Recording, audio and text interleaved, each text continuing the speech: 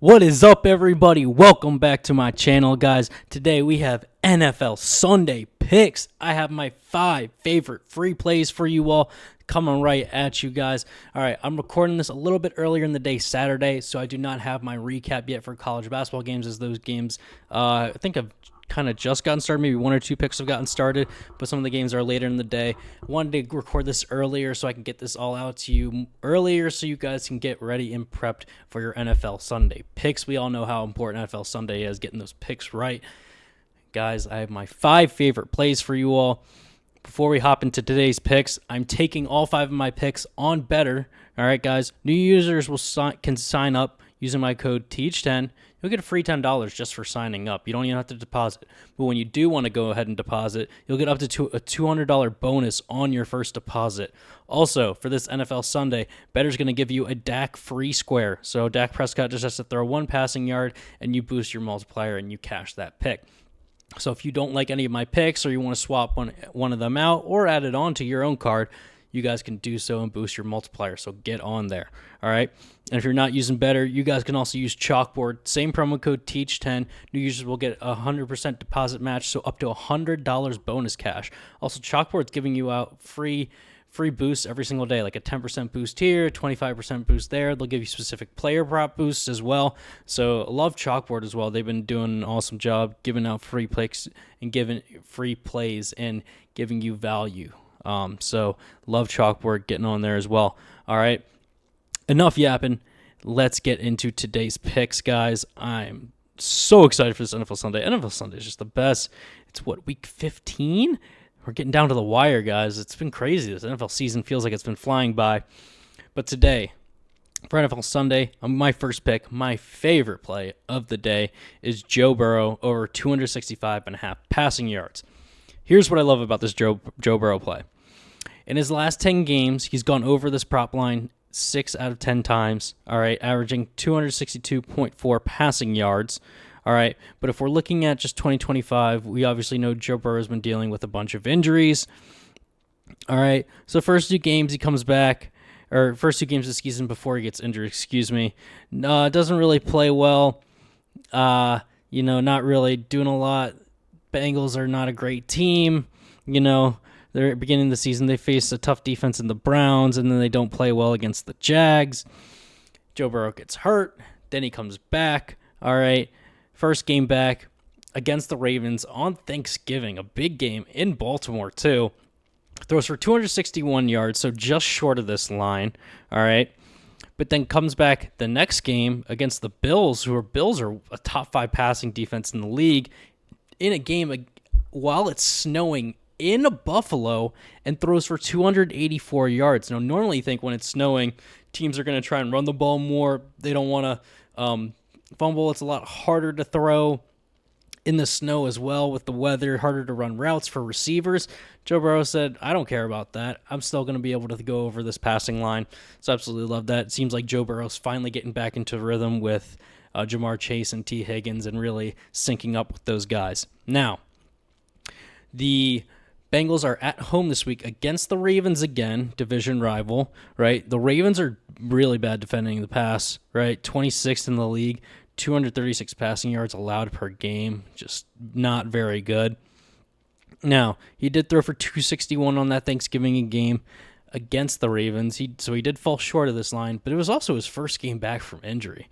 You really blame him? And the Bengals still put the beat down on the Ravens. It made them look terrible, right?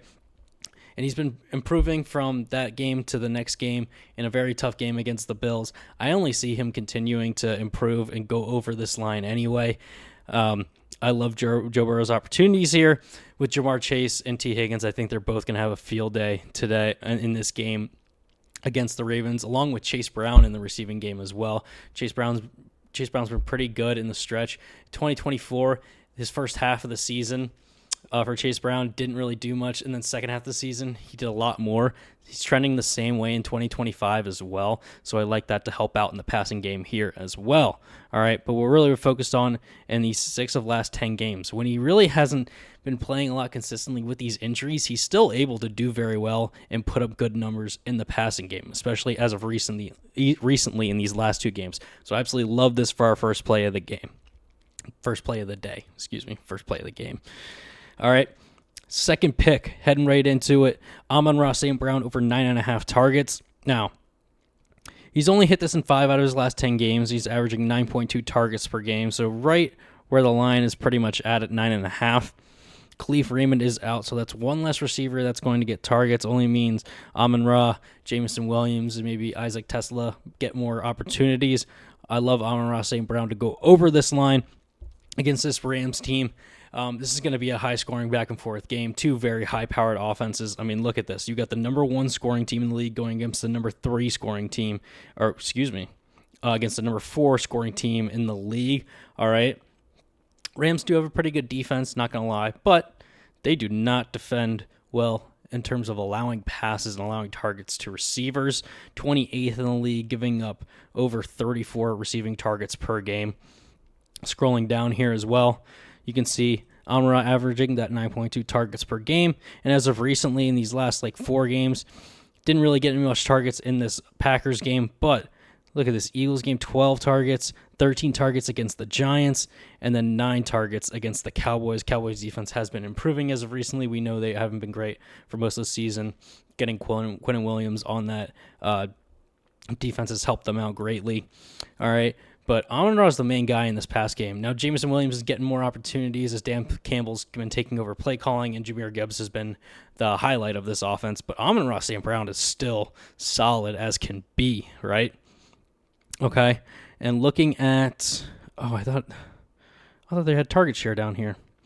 Oh, right here. Sorry, target share. He has 27% of the target share. Look at that. I mean, look at this trend upward in terms of targets. The last 2, not as much, but that's why we're going with the targets over the receptions. The receptions to target line, receptions to target line. He does really well. 66% of his targets he's catching. That's pretty good, averaging just over 6 receptions per game. But I like the targets more against this Rams defense. They do allow targets better. They defend the passing yards and receptions a little bit better. But I like Amon-Ra Brown to get his share of the ball from Jared Goff this game on Sunday. All right. Heading into pick number 3, we have Rico Dowdle over 13.5 rushing attempts. Here's why. He's gone over this line in 7 of his last 10 games, averaging a little over 17 rushing attempts per game. As you can see here, had a few games where he's gone under in a blowout loss to the Bills, blowout loss to the Patriots, and not a blowout loss, but they only scored 9 points against the 49ers. All right. This is a divisional game. They are going up against the Saints. The Saints are the worst team in the league in allowing rushing attempts. Teams love to run the ball over the Saints. Why? Because teams typically tend to get up on the Saints early, and then they're able to run the ball more in the second half. Rico Dowdle is the main guy at running back. Yes, Chuba Hubbard has gained some of his rush share back in the backfield. But I still love Rico Dowdle to go over his rushing attempts line, and I expect him to have a pretty big game and get a lot of opportunities. So I think this is a pretty straightforward play. Don't really have to overthink it that much. Over 13.5 rushing attempts for Rico Dowdle. Heading into pick number 4, we have Travion Henderson over 45.5 rushing yards. All right, here's what I like about this play. He's gone over in 6 of his last 10, where he's averaging 56 rushing yards per game. He even had one breakout game against the Bucs where he had that long run, and he was looking over to the sideline. Should I score? Should I not? He actually had 2 big runs in that game, which really helped him out against the Bucs team, who is a top 8 team in terms of defending rushing yards, and kind of just obliterated them. But yeah, he's done this in 6 games straight, actually. So the 4 games previous to those 6. Remember, Travion Henderson wasn't really getting the rush share he was getting. Obviously with Gibson being healthy at the beginning of the season, but then he tore his ACL. He still didn't even really see a ton of rush share after that. And then Ramondre Stevenson gets hurt, so Travion Henderson is the guy to step up. And then Terrell Jennings obviously was playing a little bit more as well. But Travion was the main guy, and he still kind of has been a little bit more since. And they really trust him as well, going over 60 rushing yards in his last 4 games. I really love this matchup against the Bills as well. There might be some snow as well, which means teams tend to run the ball a little bit more if there is snow. So that is something to factor in as well. And this is going to be a very cold game in Foxborough.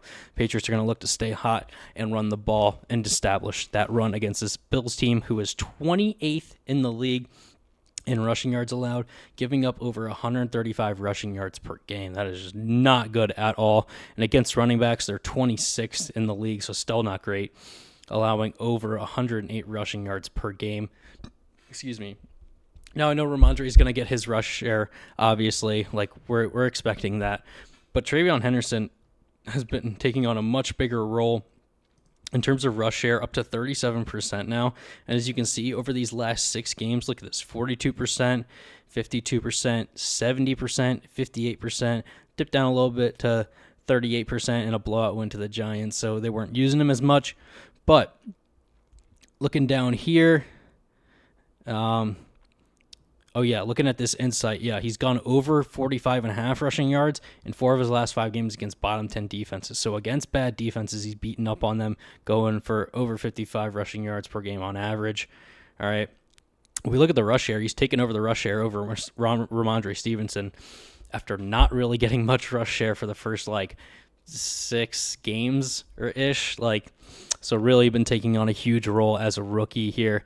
Love what TreVeyon Henderson's been doing. I am a little biased. Obviously, I'm a Patriots fan, so I watch every single Patriots game. I'm tuned in, and TreVeyon Henderson has been an absolute beast, man.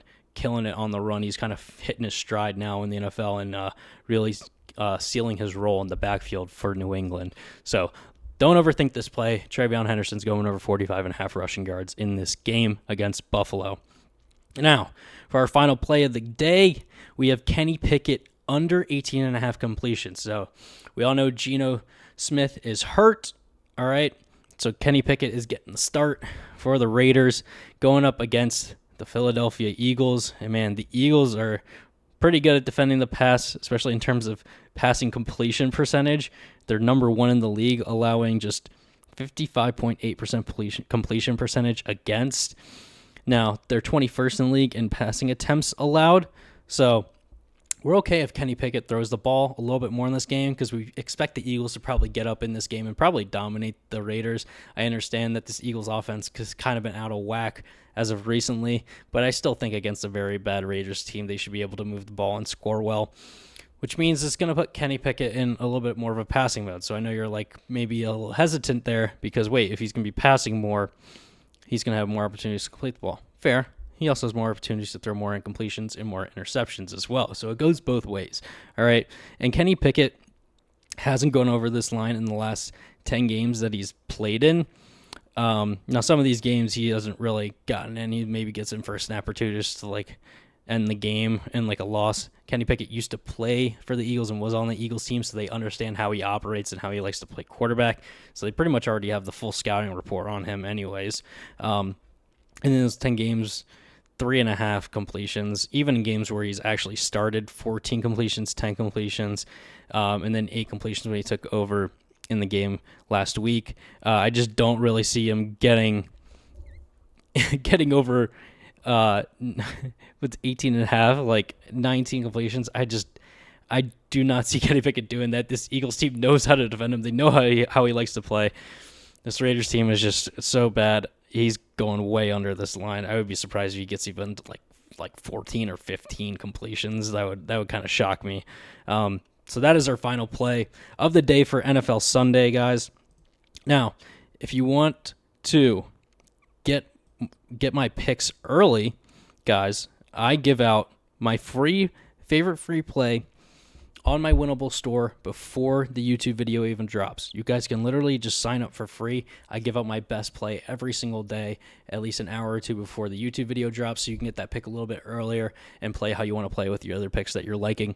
I also do have VIP access for $49.99 per month, but if you guys sign up to Betr or Chalkboard and use my code TEACH10 and you text me a screenshot to 443-267-8895, and you text me a screenshot that you're using my code, I'll give you guys a free 30 days to my VIP picks. All right, so it's a pretty big deal right there.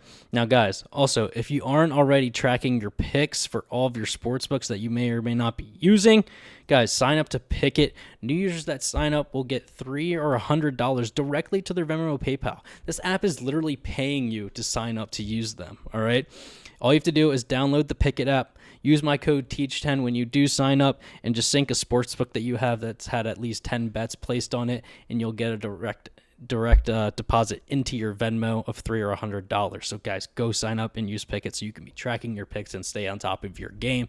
All right. Now, just quickly recap our picks before we get on out of here. All right. We have Joe Burrow over 265.5 passing yards, my favorite play of the day. And then you have Amon-Ra St. Brown over 9.5 targets, Rico Dowdle over 13.5 rushing attempts, Travion Henderson over 45.5 rushing yards, and Kenny Pickett under 18.5 completions. Hope you guys enjoyed today's video for Sunday slate NFL football, and I will see you guys tomorrow, Monday, for Monday Night Football picks.